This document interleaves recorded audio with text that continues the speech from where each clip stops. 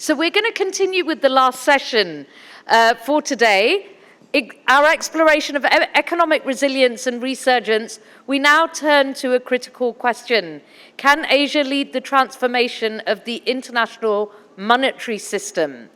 Global imbalances are widening as capital flows uphill from emerging markets to advanced economies, defying traditional logic, economic logic.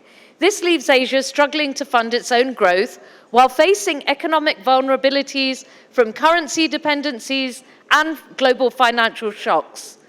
Meanwhile, we have dominance of the USD and EUR, or euro, and that continues to shape monetary policies across Asia, raising the urgency for alternatives.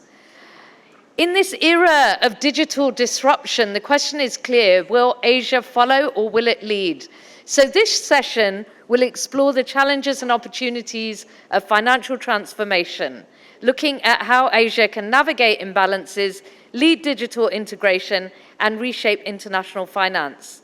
Leading this discussion is our chair, Professor Ajay Shah, co-founder of ex-KDR Forum, a renowned expert in economic policy and international finance. Please give him a big round of applause. And he's joined by an exceptional panel of thought leaders. We have Damu Ravi, Secretary, Economic Relations, Ministry of External Affairs. Lovely to have you back, sir. Bringing diplomatic insights on global economic relations. Please give him a big round of applause. Thank you. We also have Dr. Amita Yadwadkar, Assistant Professor, Department of Economics at Savitribai Phule, Pune University. Okay, we also have Radha Shamrat, Executive Director, Reserve Bank of India, and Anita Prakash, Director of Partnership, Economic Research Institute for ASEAN and East Asia. Congratulations, everybody. We're starting the panel at precisely 5:15. Okay, running a tight ship. This is the way all conferences should be. All right, over to you, sir. Okay. So thank you, everyone, for being with us at the end of a long day. I want to put up some issues. So I don't want to suggest solutions, but I want to put up questions. And this will give you a flavor of the field.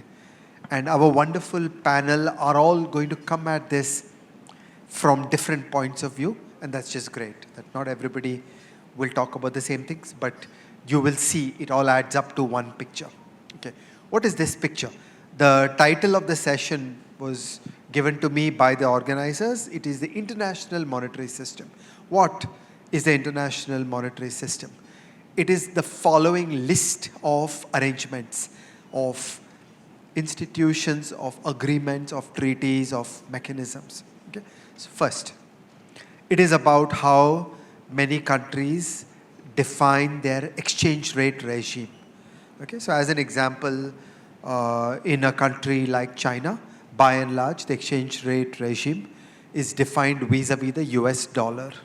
The Chinese government sets their exchange rate to be some number vis-a-vis the US dollar, and as the US dollar fluctuates, they follow.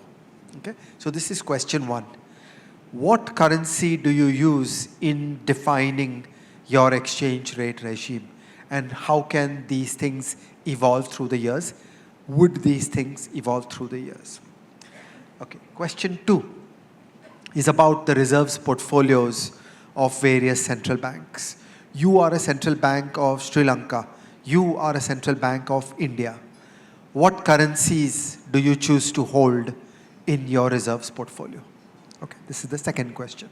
Do you hold pound sterling? Do you hold euro? Do you hold US dollars? Do you hold Japanese yen? Okay, these are the decisions of reserves managers all over the world. And this is question two. This is related to what has been described as the exorbitant privilege of the United States dollar, that all the central banks of the world like to hold US dollars in their reserves portfolio. And that just creates demand for United States government bonds. Okay, question three is, you are doing international trade.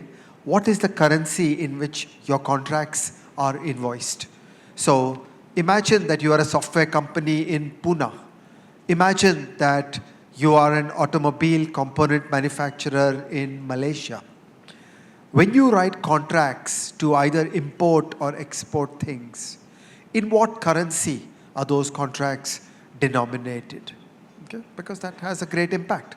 So for example, if you live in India and your contracts are written in US dollars, then you just care greatly about the fluctuations of the US dollar and you care less about the fluctuations of the euro. Whereas maybe you are serving a firm in Germany and you will write the invoice in euro, and then it changes your exposure and the ways in which you care about how various exchange rates of the world work. Finally comes the last question, which is how do people achieve cross-border financial flows? Okay, how do you move money from Pakistan to South Korea? Okay, all too often what happens is that in Pakistan you first convert money into US dollars, which is held in depository institutions in the United States. Then in the United States it changes title to some South Korean bank or to Citibank operating in South Korea, and then the money travels to South Korea and gets converted to KRW. Okay? So even though you may think I'm sending money from Pakistan to South Korea, you get one leg in the United States because of the way in which these payment transactions are organized. Okay? All these arrangements add up to the status quo international monetary system. Okay? And right now I'm being dispassionate. I'm not here to critique it. I'm just describing it. These pieces make the world around us. All the globalization of the world has been made around these 5 pieces. For better or for worse, this is our status quo. And like in many other aspects of the world, there are some people who don't like some or the other element of this kind of arrangement. And this is a time of great ferment, where many people are wondering that, could you do this differently? Is there a piece of this puzzle that you might like to do differently? There are interests, there is a certain amount of ambition, where there are many people who think that X is an inefficient, incompetent, untrusted method. Can we do better? I have an idea, I have a design, I have an interest. Can we do it better? Okay, so that's the way we should think about it, that the international monetary system is defined as this status quo, and we are in the midst of the interplay of ideas, interests, and institutions, where some of these things are under modification. Okay? With this preamble, I would like to now turn it to the amazing panel that we have here. And Mr. Ravi, could we ask you to take a stab at some pieces of this that you find interesting? Thank you, Ajay. That's quite a sweep of ideas that you put across. But at the outset, let me first thank the Pune International Center. Dr. Mashelka is here today, Gautam Bambawa, my colleague, senior colleague, and also his team for giving me the opportunity to be here today, and my fellow panelists here. What I'll do is I'm not going to touch each question by question, but in a very broad way, I'd like to throw my ideas. Now, I think I'm going to start with the post-COVID-19 and how the world has changed so much, and what is it that the nations are really looking at this point of time. One is that there has been a supply disruption that has happened. So trading has become much more challenging for many countries. The second thing, countries who have been traditionally doing trading in dollars have also impoverished. Because what happens is your debt has increased over a period of time and you're servicing the debt constantly. So your ability to trade diminishes because your reserves in dollar has come down. That's the reality. What today many countries are looking at is whether the possibility of being able to explore new options. And that's where we are talking about currencies being used in different denominations. Of course, the BRICS currency has come into focus in recent times. There has been a lot of talk about cross-border trading happening, national currency settlements. That's also one talk. But we also have to understand that the fintech revolution is also shifting that options.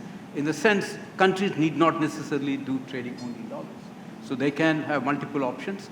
There is the Nostro account. We ourselves have done the rupee trade settlement with few countries in a modest way. And China is already doing with many countries. So the shift has already happened, but in a very, very incremental way. That's what we have realized. Now, why is that there is a challenge to the international monetary system? I think in a very broad context, we have to also recognize the fact that in the traditional sense, the Bretton Woods institutions, whereas the IMF and the World Bank have come into being, have not been able to contain the crisis. The crisis of 1999, the ASEAN meltdown, then we had a 2008 currency crisis, have not been able to be contained, and also the increasing debt on the global scale. Today, the world debt is over 100 trillion. And much of it is actually in the hands of the developed countries. But look at the downside of it. The developing countries service debt almost about $50 billion a year. And that compromises their developmental objectives. Now, if you look at the entire rating systems, the countries that need capital actually are not able to get capital because the ratings risk premium is so high that they don't get access to it. So in that sense, in my view, the multilateral system, particularly the financial institutions, have in a way not been able to live up to the current times.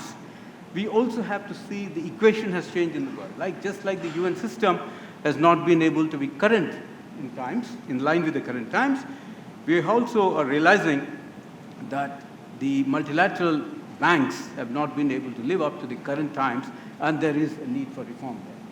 So we'll talk about the reform at subsequent, in the next round, but I'll pause here that there is a need for a deeper thinking. In the global south, how do we make trading amongst countries more effective without having to deal with or depend on just the hard currency reserve that they have? But we'll come to that later. Thank you. Thank you. I'd like to turn to Amita Yadwadkar. What do you think? How should we think about the pieces that I sketched? And audiences, listen up. She has promised us a cool video. Thank you, Shah sir. And thank you for the organizers for inviting me here. And I'll talk about some novel payment systems which, from an Indian perspective, which India is thinking of or has adopted for global payments. And these will, sort of conserve the foreign exchange or the reserve currency that we normally would spend. So one of it is, I will talk in terms of bilateral trade in local currencies, which is one option which many countries are exploring now to kind of conserve foreign exchange or reserve currency.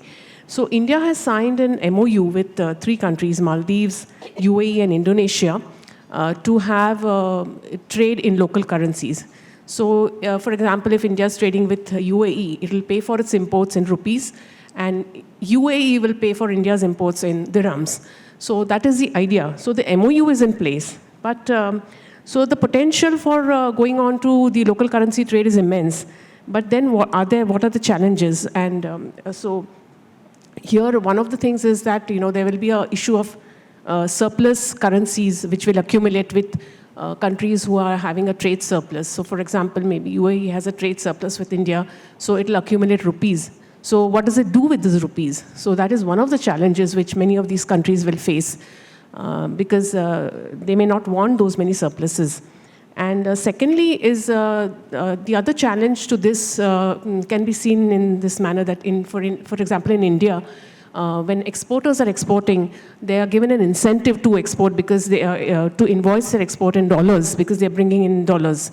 So if they are to shift to exporting in local currency or invoicing their exports in local currency, in rupees, then they have no incentives. So probably the government has to step in and give incentives for them to shift to invoicing in Indian rupees.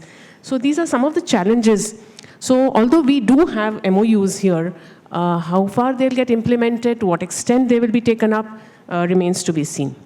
So this is one of the options that countries like India have to, sort of conserve forex or, reserve currencies. The other option is UPI payments. So all of us are very familiar with UPI payments. I mean, we use it on a day-to-day basis. We pay for so many things with UPI, we don't even think about it nowadays. But how would it be if we could use UPI on foreign soil? So what are the implications of this? And recently, India has gone in for this. It has tied up with several countries, specifically France, UAE, and I think Malaysia, Nepal, and some others. So here what happens is our UPI system and that country's similar system, there is a tie-up there. And if I go as a tourist to, say, France, then I can make my payments there. Instead of carrying euros or dollars there, I can pay directly through my UPI app. So here I'd like to show you a small video. Can we have the video, please? Always take two things when you leave home, your phone and your wallet. That's what we have been hearing for years. But in India, even if you forget your wallet, it's mostly fine because your phone has UPI. India's homegrown digital payment system, almost every Indian uses UPI nowadays. You take out your phone, you scan the QR code, and you transfer the money. India logs around 414 million UPI transactions every day. And guess what? You can use it in France too. France is the first European country to adopt UPI, so we decided to see how it works. Where in Paris can you use UPI? Take a look. Picture this. You've just landed in Paris. You're excited to see the Eiffel Tower. But first, you need tickets. So there are two options. You either search for a money exchange counter, fumbling for some cash, or you use your card, getting hit by foreign transaction fees. Sounds like a lot of trouble. But not anymore.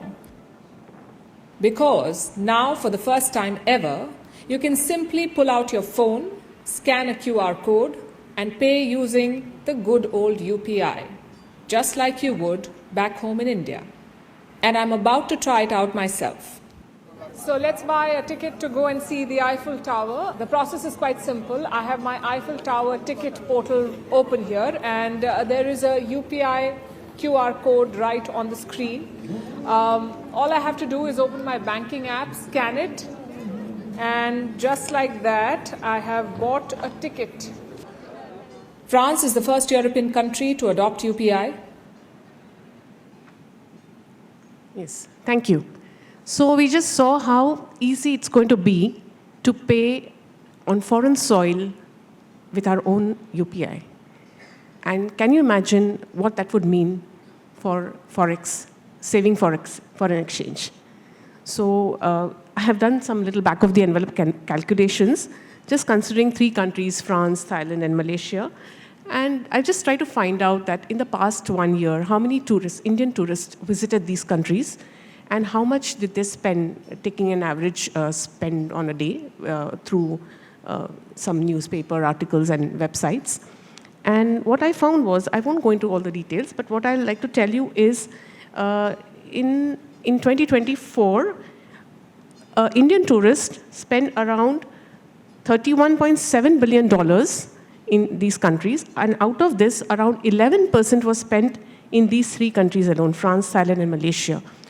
And we have a tie-up of our UPI with these countries. So you can imagine the scale at which we could, start using this UPI for conducting international transactions on foreign soil, and to what extent it will lead to saving of, hard currency or reserve currency. So now this is the potential of this technology and this fintech. But the point is, will this potential fructify? to what extent will it fructify?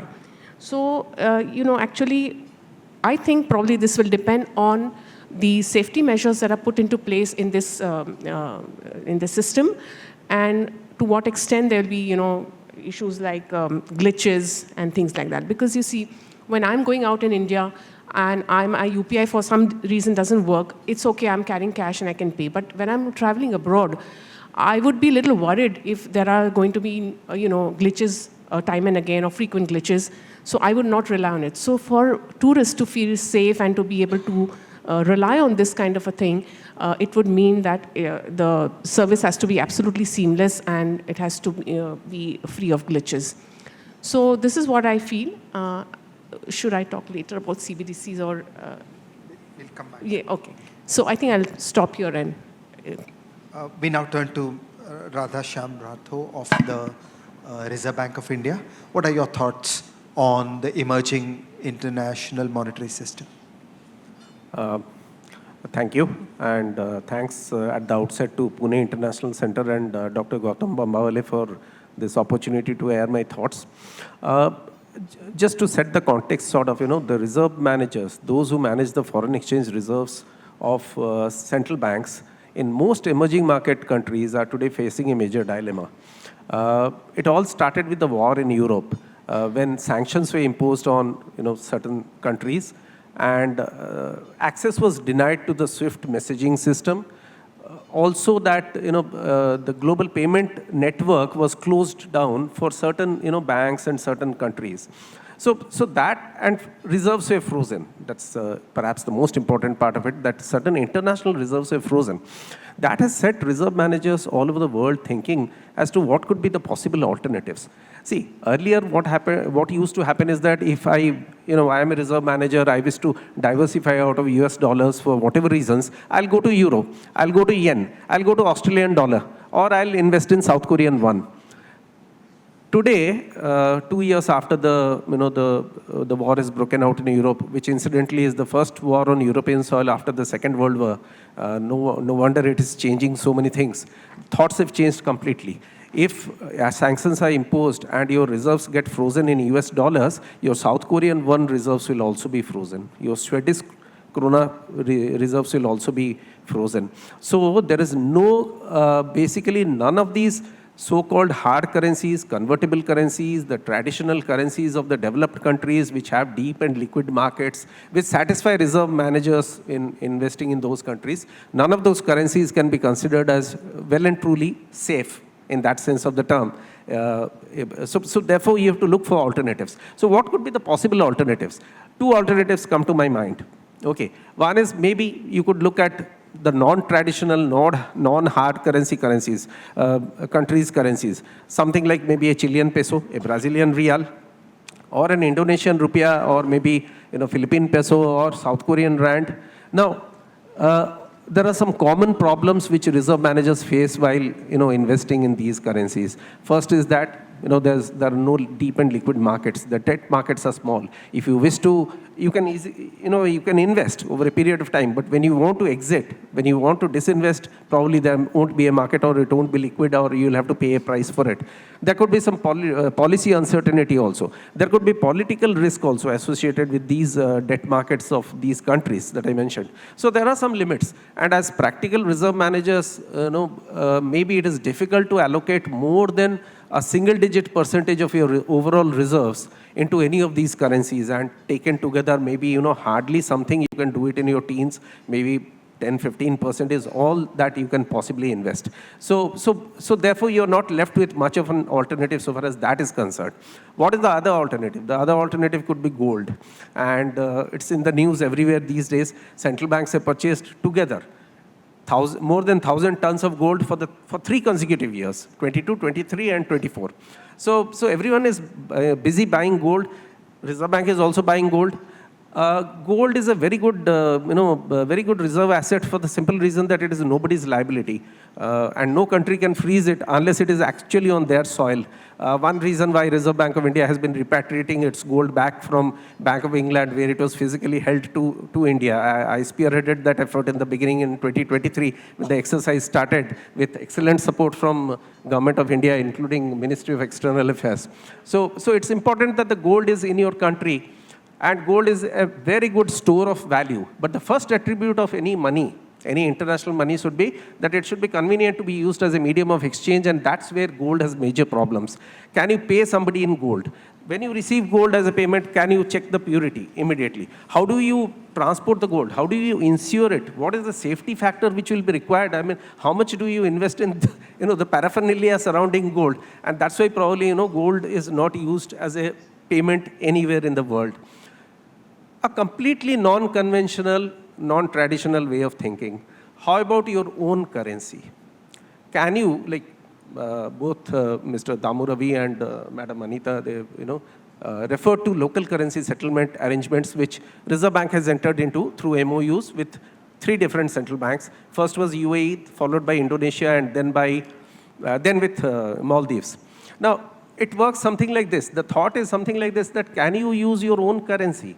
Even if you use it in a limited sense and in a very small way, still it is some use for your currency plus perhaps the currency of the other country as well. Not perhaps, definitely, the currency of the other country. So what these MOUs basically envisage are that any importer or exporter in either of the 2 countries have got the freedom, the choice, it's their sweet wish that you can invoice that trade or the trade that you are taking, and you can settle it finally in either, say, for example, the Indian rupee or the Indonesian rupiah. We have left it to them.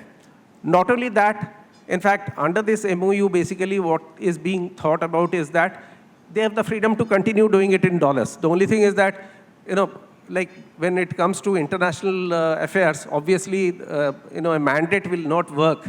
I cannot give a mandate to all the exporters in India that you have to, export only in Indian rupees. The importer country also has to accept all that. So a lot of freedom has to be given. Basically, the way forward is to make people aware of how these mechanisms would work. In Reserve Bank, interdepartmental group was set up to look at the way forward. We have put out a report on the website in 2023, which is named the Interdepartmental Group on Internationalization of INR. I had the pleasure of basically chairing that report. We have laid down a framework, and we have laid down steps. Now, this is going to be a very gradual, very slow process, and something which therefore involves a lot of countries and therefore has to be worked through over the years. It's not that anyone is trying to displace the dollar. That's not possible in the foreseeable future. It's not that we are trying to do something else. All we are trying to do is to make the currency follow our trade, basically, to start with. And then we can go towards the rest of the current account and perhaps at a later stage, capital account transactions as well. But the report lays down a series of measures, short-term measures, some 10 of them, 5 long-term, medium-term measures, 1 long-term measure, and all that, and lays down a roadmap where you can actually do it. Now, there are some problems which have already been alluded to, and let me just clarify 1 or 2 of them. See, the first obvious problem is that if we have a trade deficit with some other country, that country will accumulate our currency. So basically, it is often thought that we should sign these MOUs only with countries with whom we have a trade deficit. Because the advantage in that is that that currency will accumulate the rupees. I don't have to accumulate on a net basis his currency. Now, nothing could be more fallacious or wishful thinking than this.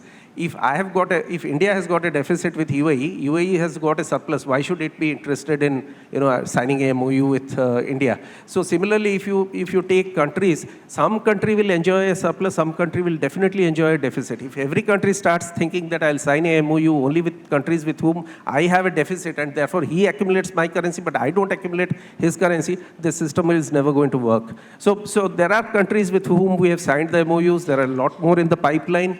And this basically the problem can be solved by giving avenues of investment and productive use of that currency to the country where, which is accumulating the currency of the other country. I think I'll stop here. There are a lot of other things that I can allude to, but perhaps in the second round or something. Yeah. And now we want to turn to Anita Prakash. What are your thoughts on all this? Thank you, Ajay. I bring back the focus on where Damu Ravi sir left. He and I have worked quite extensively on the trade arrangements in the Southeast Asia, South Asia, the entire East Asia region. And the original question that you asked, that in what denomination is trade taking place? Now, if you understand how production is happening in the current globalization phase, typically goods being made in one country and being exported to the other country, that system no longer exists. That was the steamship version of production and distribution. In the current systems of production and trading, several parts and components are made in several different places and they cross border. Therefore, affixing value in a particular, in different currencies is next to impossible, which is why most trading arrangements are done in US dollar. Now, given the current upheavals that we are seeing, well, actually, it started in the first Trump regime, but then COVID sort of kind of put a halt to those, maneuverings. But now it is back with a bang. I'll give you one example. Now, the ideal place to reach for any country in terms of production prowess is to participate in the global value chains of production. And the more integrated you are, the more successful you are in this. Then, by that definition, ASEAN is hugely integrated with China in terms of backward JVC integration, but they don't do business in yuan. They still do business in US dollar. And a part of the production that takes place in ASEAN goes back to Japan or US or EU. Again, the settlements are done in US dollar. Therefore, the monetary systems that are existing currently, the element of responsibility that is required in this system is of, its importance cannot be overstated. The volatility that we are seeing, in the universal currency, trade currency of US, there are several calculations on this that 10% increase in the value of dollar would create a drag of almost 2% on your local or domestic economy. And the drag actually continues for 2-3 years. So therefore, the systems that were put in place are now demanding a lot of cooperation and responsibility, even, if I may say. I am a little worried by the sort of the firewalls that I see between 2 or 3 different policy decisions coming out. For example, the most important geostrategic competition that is taking place is for critical minerals, semiconductors, the critical minerals inputting into the higher technologies and the AI business that we have been discussing over the whole day today. And most of this is centered around US's need for some kind of major say, just as it is in monetary systems, fiscal systems, similarly in the high-tech and the emergent architecture around the new technologies. Therefore, the responsibilities and the cooperations that are needed in the current financial system, the current monetary systems, is something which most trading countries, which most production houses are looking forward to. And that is the kind of policy gap or a policy, I would still not call it a vacuum. I call it a policy gap. A large part of it is, a small part of it is being filled up by what Amita said is through the fintech. We have also again studied this, again in the context of India and ASEAN, and to see the regulatory convergences that are required for a successful fintech business operations between the two partners. It is not unachievable, but a lot of hard work is needed over there. Because again, we are dealing with several number of countries there. On an individual basis, if you take India and Indonesia, then the issue can be deepened further in terms of securities listing, etc. But again, the opening up of your markets and your converging your regulatory norms, then they become very important. But I come back to the main issue that the whole economic coherence, the ecology in which nations produce, nations trade, and nations grow economically is sort of codependent on the stability of the monetary systems that, alternatives notwithstanding, as we are discovering in fintech, the original trading systems. The Saudi Arabia example can very well be placed on the table here, but we can discuss that, where they have not renewed the dollar as the main currency for oil payments. But then again, that is also related to Saudi Arabia's need for getting engaged into the global value chains, that is to say, diversifying away from the oil. But we can discuss this later in the, as the session progresses. Thank you. Okay, we have heard many scintillating ideas. Now we have time for questions. So what would people like to say? Yes, please. Yes, please. We'll get mics out to you.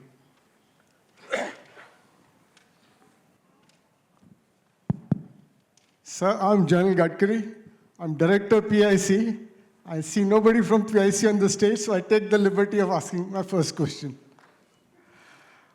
Sir, sometime back before Trump came in, I was asked to write an article for a magazine, de-dollarization and BRICS contribution to that currency.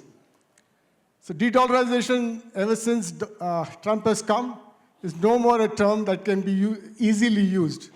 But during the course of my writing and the research that I did, I came to the conclusion that no time in future can dollar be replaced the way arguments have been made. Yet two things stood to my mind. First, nothing is permanent, everything is temporary.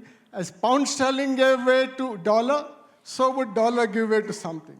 And second, technology is going to erase borders.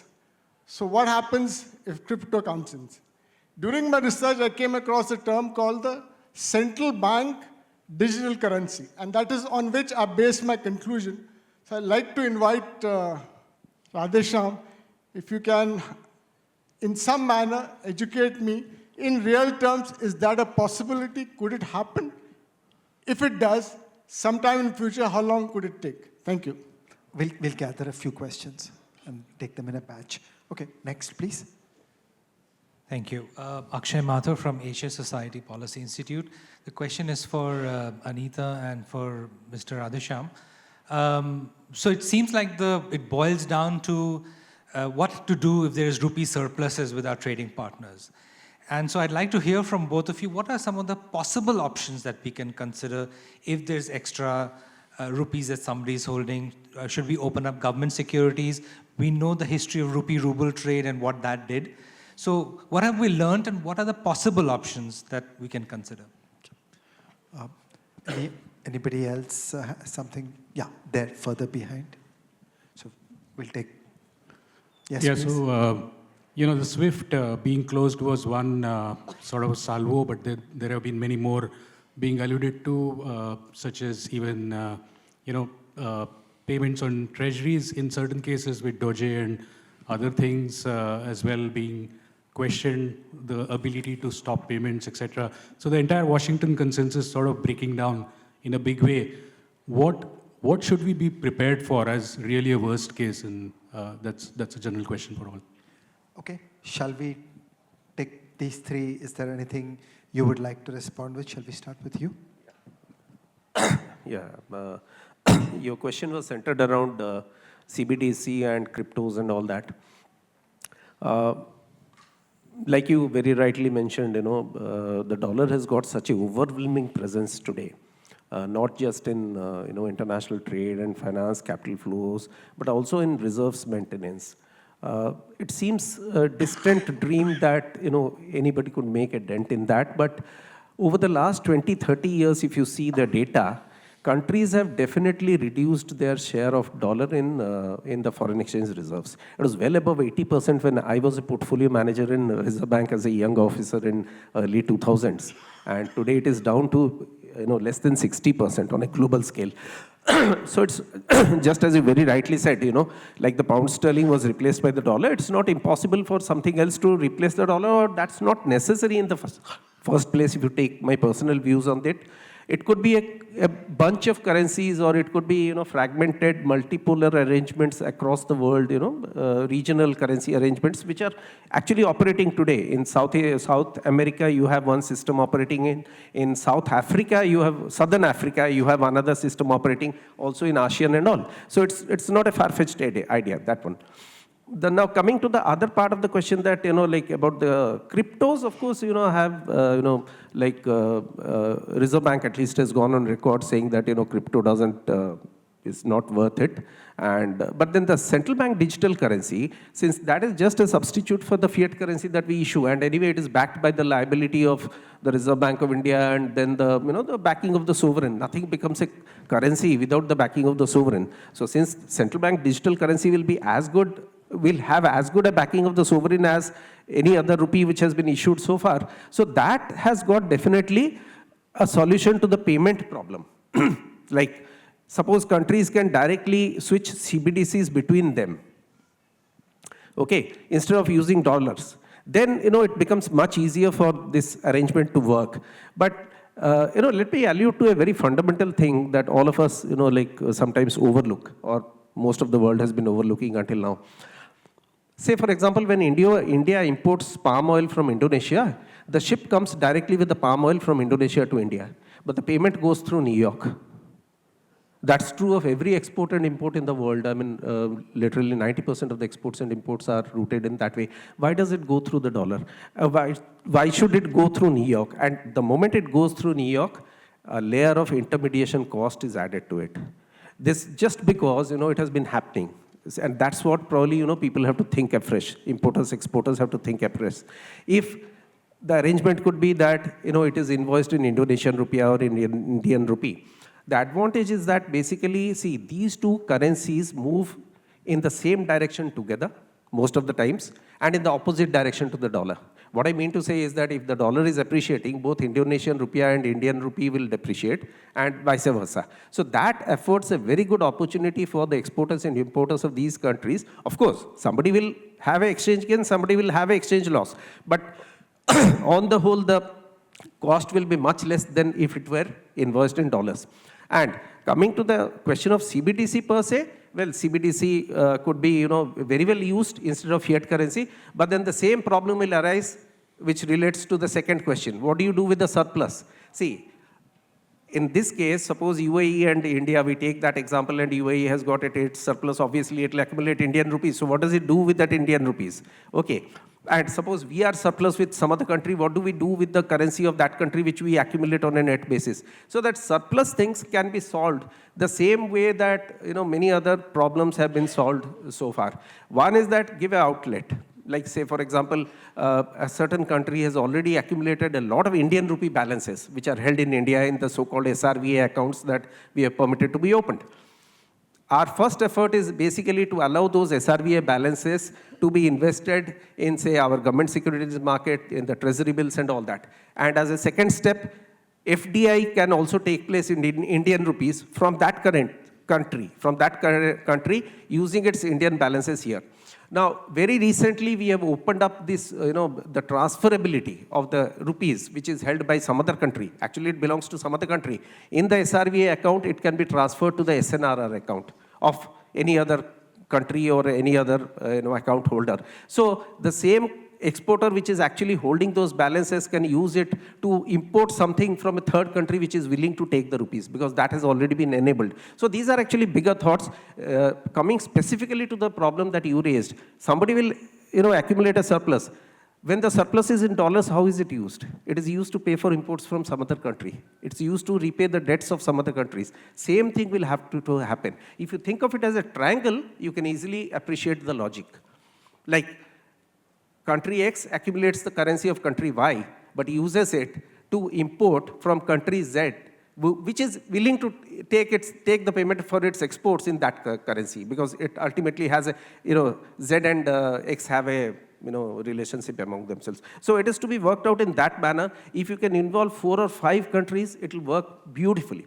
And whatever is left actually, in the report which I alluded to, the official report of the Reserve Bank of India, that actually says that finally you will have to allow the repatriability in dollars. But that would be on a net basis, not on a gross basis that is taking place today. The gross trade which takes place in US dollars imposes a heavy cost. So I'll stop there, I suppose. Mr. Ravi, you want to say something? On CBDC? Yeah.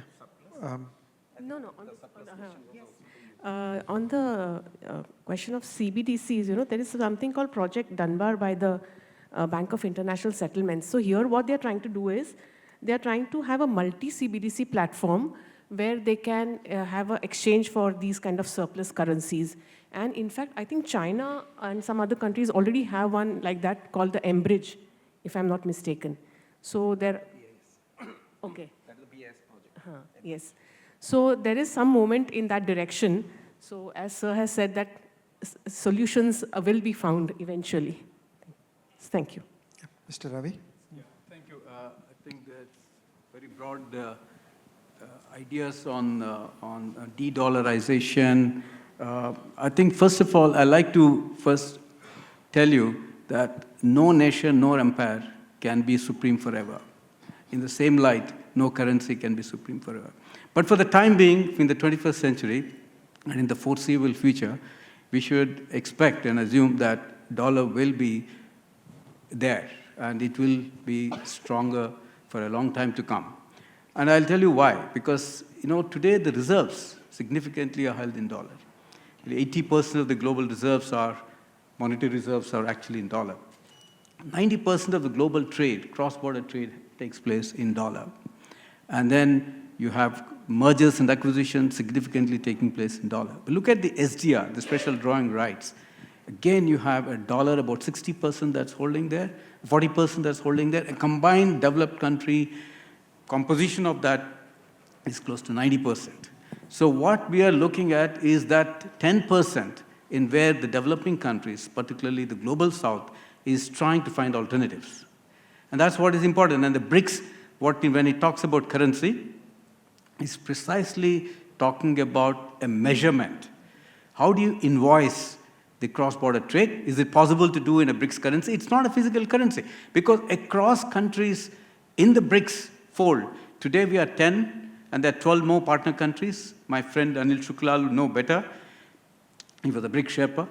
The point is, you cannot find a common ground amongst that many countries. So you will have to have some kind of invoicing which will come into being, but it is not keeping the dollar away in the equation of the trade. That's what you have to understand. Look at the NDB. The new development bank is already lending money for projects in national currencies. That shift has already happened. So what is the advantage? The advantage is there is a possibility for countries to be able to do projects in their own national currency or in friendly country currencies, and to be able to do greater trade. And we have to see this in also context of the recent developments. One is the rate hikes. When the US dollar rate hikes happen, the flight of capital takes place. And that's a big risk for the countries in the global south. The second is you have reciprocal tariffs. When US introduced a reciprocal tariff, it's so difficult to do trading with the United States in dollar. So there will be a shift. That focus will shift to the countries where it's possible to do in other countries with other countries. The third dimension of that is actually in the more recent commitments, net zero. Because countries in the energy transition would need to put a lot of money for the doing energy transition, which is about $6 trillion, which is requirement. So they will have to raise a lot of capital in different markets and different currencies to be able to finance the energy transition. Now, somebody talked about the rupee surplus, what happens, or currency surplus that a country holds. In my view, typically, that debate and discussion will have to mature and expand. Because if a country is holding reserves of another country, then we still need to look at liberalizing the markets, the financial markets. One is the bond market, the treasury market, and to be able to do also debt and equity. If we are able to allow that and to be able to have a discussion in the global south, then multiple possibilities can happen when countries to do trading in the national currencies with each other. That has not happened. That's precisely what we talk about the Reserve Bank of India constantly, to allow flexibilities to happen, to have a discussion. Because today the knowledge of able to do it is still not there. We need to have a lot of capacity, we need to have a lot of understanding how that market will work. Now, coming to India, we are an emerging nation. We're the fifth largest economy in the world, but definitely there is a role for India to play. Rupee, in my view, will have to go beyond borders. It will have to become stronger role in the markets around the world. It should become a legal current tender, at least in our own neighborhood, in the South Asia. That should be the starting point. And later, in the global south, how do you find balance? And how do you help countries to be able to do projects in their own national currency? Thank you very much. Okay, we have time for more questions. What else would all of you like to talk about? Someone asked a question about SWIFT. I'm not sure whether that was go on. addressed. Yeah, please go on. There was a question about SWIFT.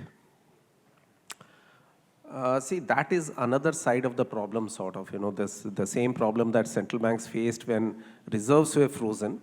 Central banks of certain countries faced it when reserves were frozen. Same thing happens when you are thrown out of the global payment system, because that payment system is very, very, all-encompassing, and it puts you into a lot of, inconvenience.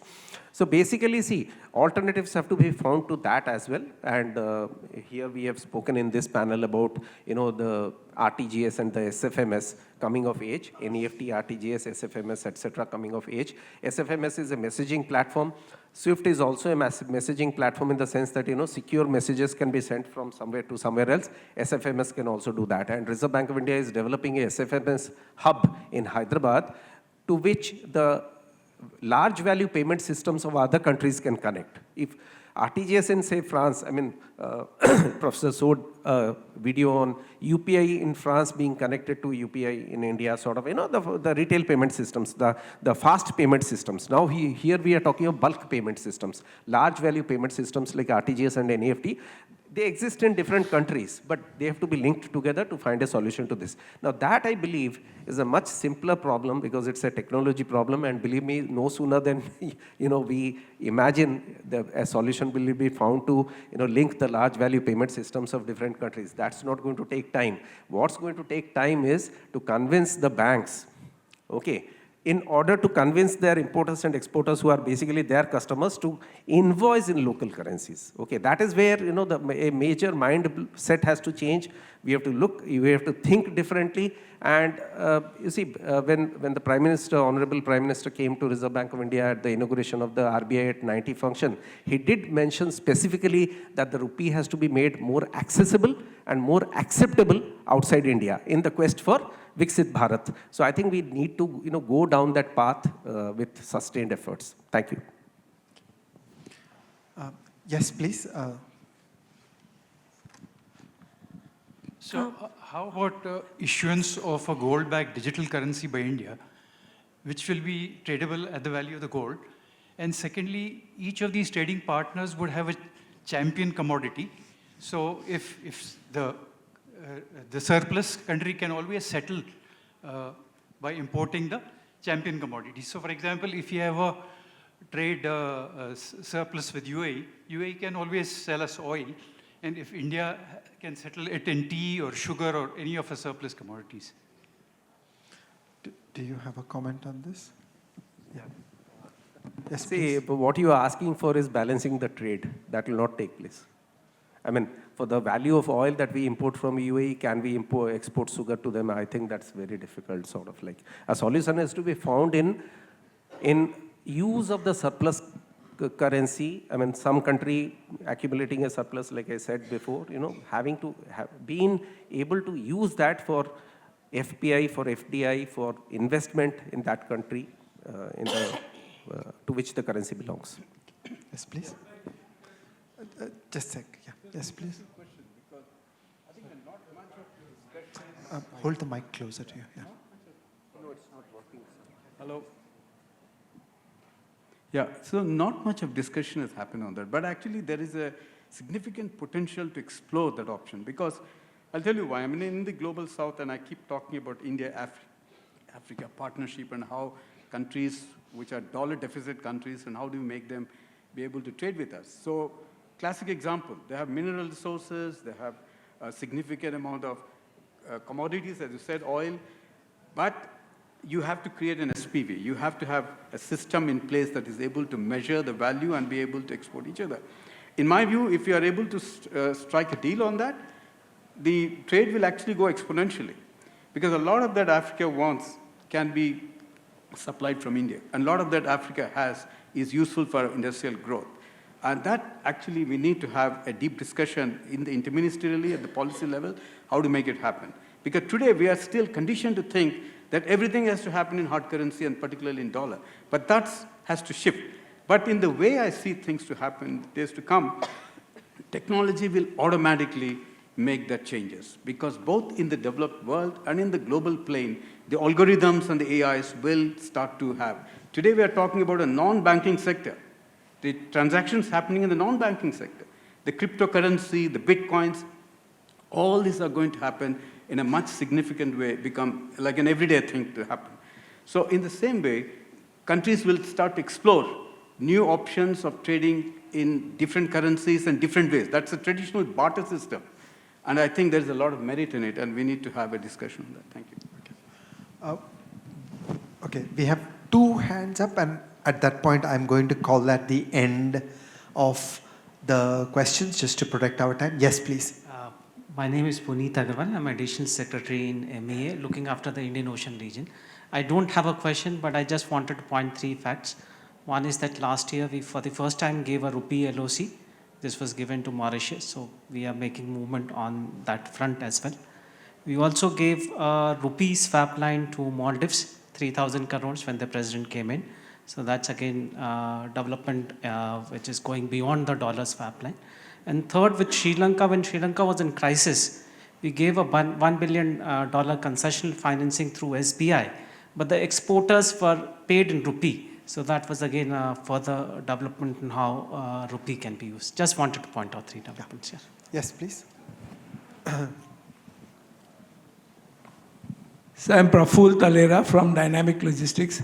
So what with Trump in the way of all this now? That's for... How does Trump reshape all this? Well, I think he's been he said that those countries, BRICS countries, will do non-dollar trading will be punished. But it remains to be seen, because it's not that easy to execute it, because if you have punishing by way of increasing tariffs, that's going to cause increasingly high inflation within the US economy. And I'm sure some experts will advise that's not the right thing to do. But having said that, the domination of dollar will be there for some time, and that's nothing is going to take away. But I think what we'll do is you'll see a gradual shift. Look at what happened in the 90s. The euros was the biggest game in the monetary system after the dollar, and that came in the late 90s. And today, Chinese yuan is also coming into the scene because it is commensurate with its weight and heft in the global trading system.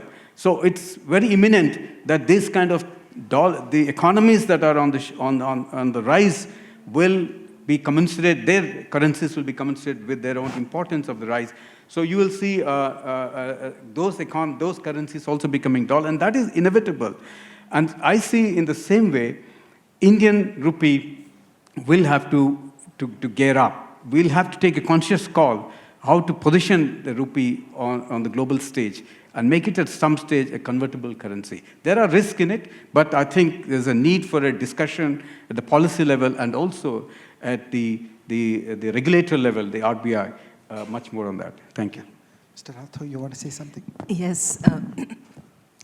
As I mentioned in my earlier interjection, that looks like there are some kind of firewalls in the different policy decisions that are taking place in US in this Trump administration. And a reciprocal tariff on one hand, the selling of bonds on the other. I mean, we know that US is one of the largest importers in the world. Much of it is needed also. If US is to be the dominant currency, then that much dollar must be available in the international market. But having said that, US will also be susceptible to importing all the inflation that would be taking place in the supplier countries, not to mention the weakening of demand itself. I mean, these things have happened in the previous several years also in different parts of the world, and one can almost predict how these things will play out.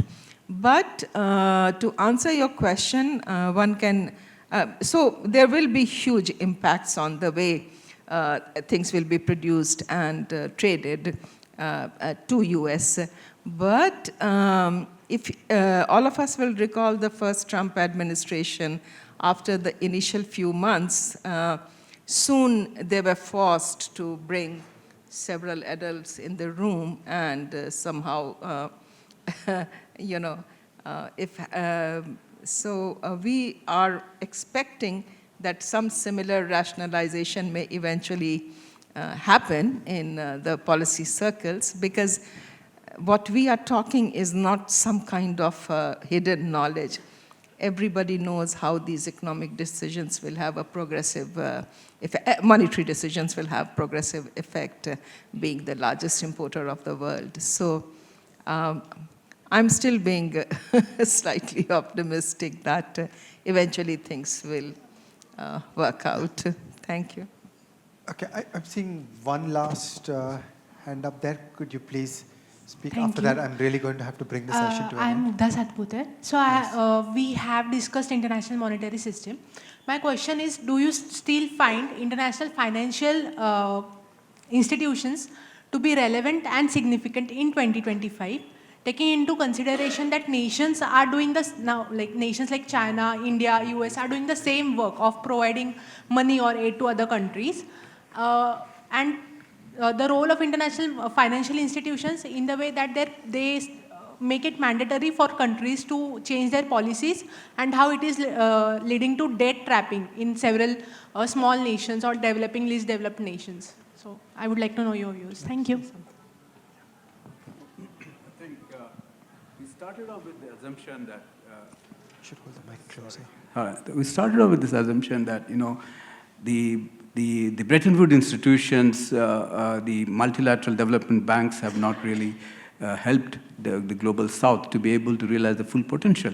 That's precisely the point today, why we are talking about the realignment of the global governance structures. And that's the reform India has been pushing, both in the G20 and the BRICS. And we only keep talking, but nothing really happens. So what will happen in the days to come is, in my understanding, you need a stable currency for sure. You need a stable policy for sure. But it will be of a different nature, because it's not, the SDR is only a transition at this point of time. But it will lead to a monetary system that will be in tune with the multipolarity that today we are facing, and that's a reality of times. And that stable currency is important because, as I said, the ratings affect the developing countries in the global South. The ability to access finance and funding is so limited for them. If development has to be the center of our objectives globally, then we need to have greater access to financiers. And that correction is required, and we have to push for it. And also, we have to also understand that countries under sanctions, which are not able to trade effectively, they also will look for alternatives. So dollar will be there, but at the same time, alternatives will also come into being. And naturally, countries will look for different options. Thank you. Okay, we are at the end of this session, so I will not take your last questions. We have time, right? We will be breaking for coffee, and we will have time to talk with all the panelists. It has been a great discussion, and I want to offer 2 ideas and 1 story. Okay? The first idea that I want to put on the table is that, as this discussion has emphasized, there is an intimate connection between trade and finance. Too often, we see trade, but we don't see the flip side of the same coin, which is finance. Why does the US dollar system work so well? Because New York is the financial capital of the world, because London is the financial capital of the world. So when there are any imbalances that need to be processed, you put them into an active, liquid, efficient, well-regulated financial system. That's the superpower sitting behind what appears to be a trade arrangement. When we only see the trade arrangement, we don't give enough credit to the glories of the financial system there. And for example, in an India-UAE arrangement, neither side has that kind of deep, liquid, efficient, well-regulated financial system, which interferes with the emergence of trade arrangements. So we should never see trade in isolation. Finance is the invisible infrastructure that makes the trade possible. My second idea that I want to put up here is that we are all making a subtle mistake in our use of the word country. We're all making a subtle mistake when we use the word India. Okay, we think of a monolith called India. We think of a monolith called the UAE. But India consists of 2 different actors. One is the Indian state, and the other is the Indian people and the Indian firms. Trade and finance is done by the people. It is the people who choose to trade. It is the people who choose to do international finance. So we should not think monolithically that the government does everything. In fact, the government is a small and minor player on the $1 trillion moving in and out of the Indian economy. It is firms in India. It is the people of India. Okay, there are people in this room who have a child studying in Germany, which is what creates the demand that I want to send money to that child. And the people make decisions. Trade happens between people, not between countries. And we tend to think excessively in a monolithic way that the entire country is one decision-making actor. That's not true. The people are pursuing their own self-interest, deciding whether to send my child to China or to North Korea for an education, and then that drives the demands for international monetary services, and then you get the whole story of the trade and the finance as it unfolds. Finally, I want to tell a story. The closest you came to an important rival to the United States dollar was from about 1985 to about 1995, which was the Japanese yen. Okay? This was the glory days of Japan, when Japan was the 2nd largest country in the world, and when many people actually thought that this was going to work. So sort of the world went through one hope or a projection that the Soviet Union would succeed and become a rival to the United States, and that didn't work out. By 89, we knew that was not the case. From about 85 to 95, the world thought that there was a Japanese way which would succeed and become a rival to the United States. I've had the privilege, I think in 2003, as a Ministry of Finance employee, I visited Japan and I got FaceTime with many Japanese Ministry of Finance officials who told me the story in great length. I want to just put down one line. They said to me that that is the Japanese Ministry of Finance, threw everything they could at the Japanese yen as an international currency. They said, you name it, we did it. We tried to imagine every possible measure because they were convinced that there's something great to be achieved by making the Japanese yen an important international currency that would rival the United States dollar. And they tried everything. They tried trade stuff, they tried finance stuff, they tried official development assistance, they tried invoicing in yen, they tried electronic payment systems. And like this is Japan levels of state capability. So it is the Japanese Ministry of Finance, the Japanese MITI, where they really tried a lot. And this at the time was the second largest economy in the world. And most important, this at the time was a country that was respected worldwide, that they knew what they were doing. They were highly respected in a way that no other rival to the United States has ever commanded that level of respect. Nothing worked. It all didn't work. By the time I was in this conversation, they said to me, we failed. We're convinced it can never be done. We're never going to try it again. And the status quo is the way it will be. And then again, it's important to understand why. The answer is there is a deep and powerful network effect. I want to go back to a previous sentence. Countries don't trade. Countries don't do finance. The people trade. The people do finance. Okay?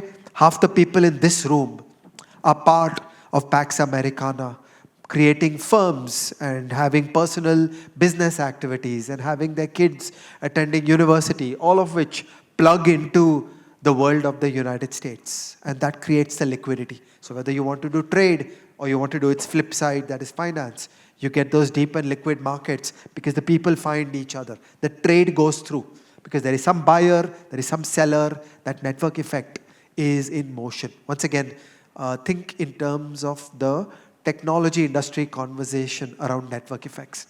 And network effects are very, very powerful. Governments can't shake this.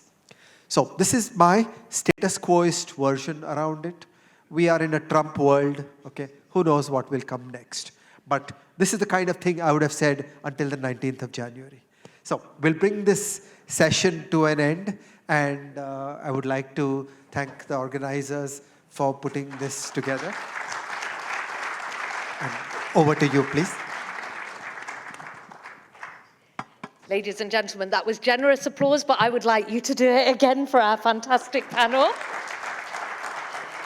And I'd like to welcome on this stage Dr. Marshalka to give a small token of our appreciation. So Dr. Marshalka, let's start with Anita Prakash.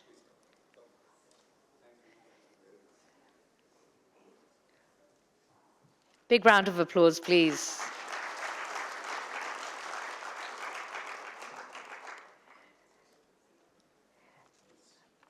Okay, then can we have Radhesham?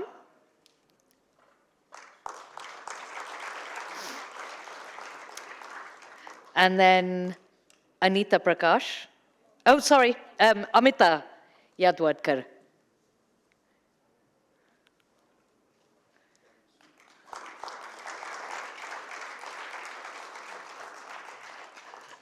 And Secretary Damu Ravi, please.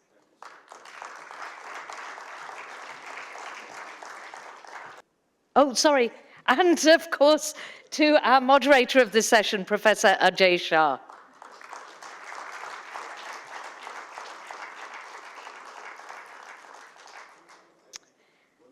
And let's get a group photo if we can get you all to the front of the stage.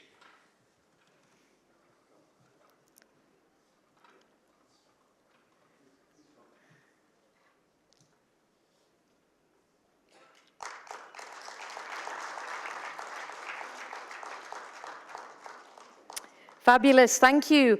Well, what an extraordinary day at the Asia Economic Dialogue. Can you believe it was Sanjeev Bajaj who started our event this morning? It seems a very long time ago.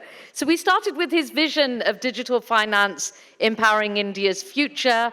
We navigated through AI's transformative power to reshape leadership.